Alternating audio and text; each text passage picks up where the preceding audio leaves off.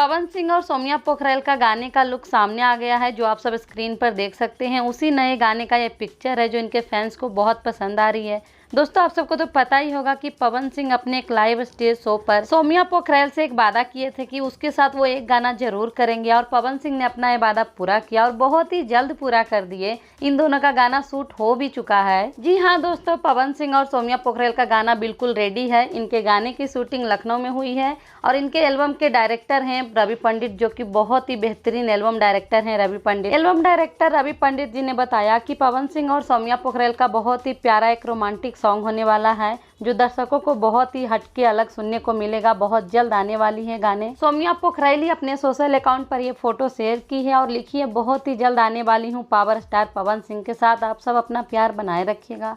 सो दोस्तों, आप सब क्या कहना चाहेंगे इनके नए गाने के बारे में और इनके नए गाने के लुक के बारे में, कमेंट में जरूर बताइएगा। वीडियो अच्छा लगा हो तो लाइक कीजिएगा। और मेरा तबीयत खराब है इसलिए वॉइस भी खराब हो चुका है, उसके लिए सॉरी।